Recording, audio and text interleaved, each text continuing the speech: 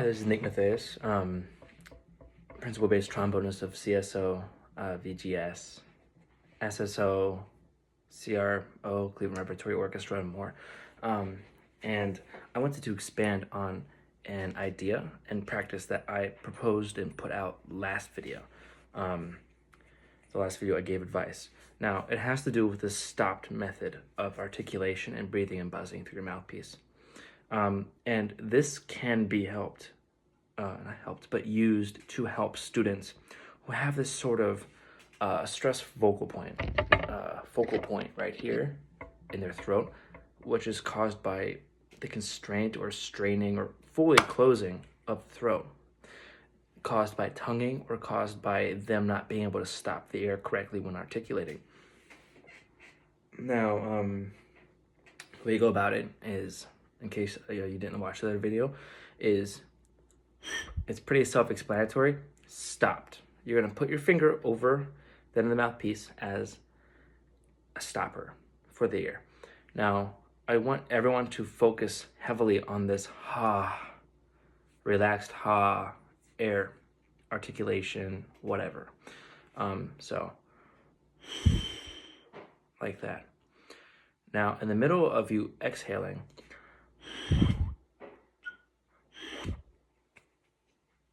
I want you to stop the air and suspend it in your mouth and throat.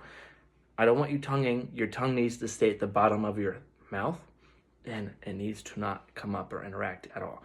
And what this causes and what this does for the player is it keeps and it forces the throat to stay open. And this will help them to train their throats to be open for open airflow. Now, it can start simple, like that, but no matter what you do at the very start, always, always, always keep the tongue at the bottom of the throat and do not articulate. The only articulation should be this ha articulation caused by you removing the stopper. Right? Now, you can do this in many ways. You can do this to a scale. You can do this for long tones. You can do this to a rhythm or something. I encourage people to keep it simple when they first begin. Like that, or more of a staccato approach.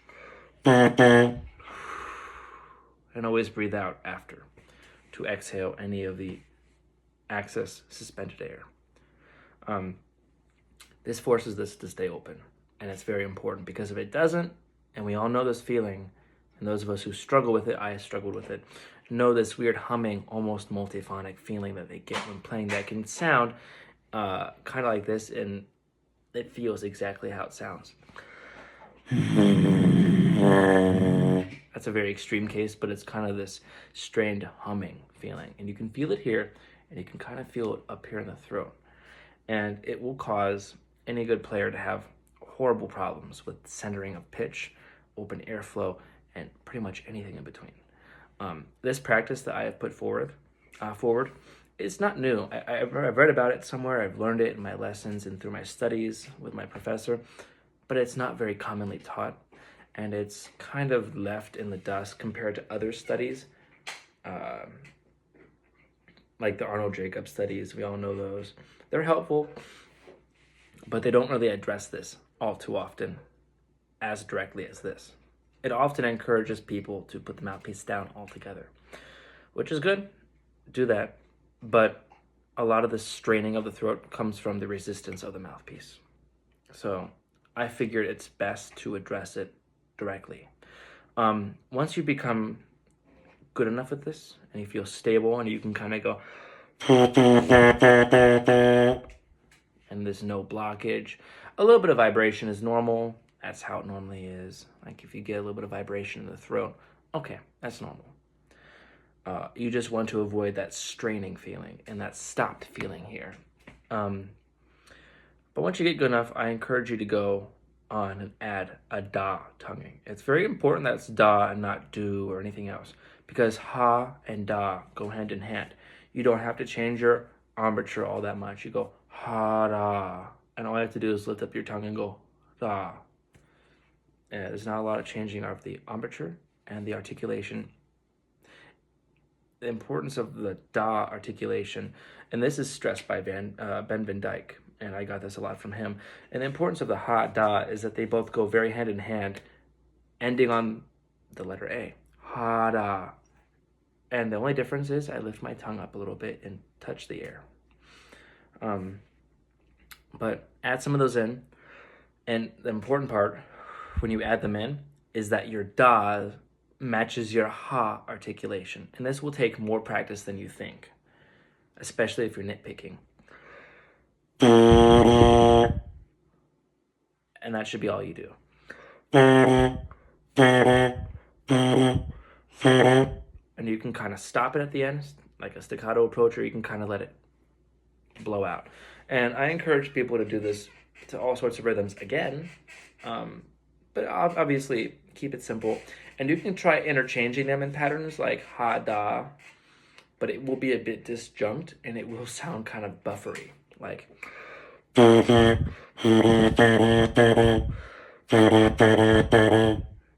because obviously you're putting a very hard stop to it, right? Whereas your tonguing, ha, da, da, should encourage the airflow to be stable. When you stop it, it's a complete and total stop and suspension of the air. But that's normal, so you can do that. And once you feel comfortable enough, I think you should add as many da articulations to that as possible. So, and let it all blow out. Add as many das as you can, and be very manual about it, because you want to stay checked in with what's going on with your throat. And the moment you feel it tense back up, take a step back, take away some das, or go back to just being ha based. But this, that artificial articulation, it simulates and emulates your normal articulation, and in turn helps your throat, by muscle memory, understand how to stay open when tonguing.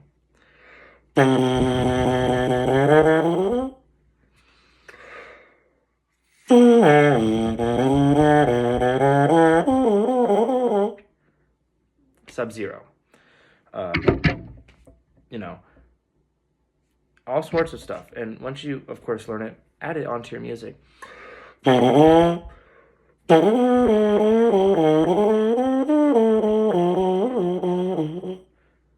just do it until it dies. But that's pretty advanced stuff. Stick to the simple stuff and don't worry about the advanced stuff.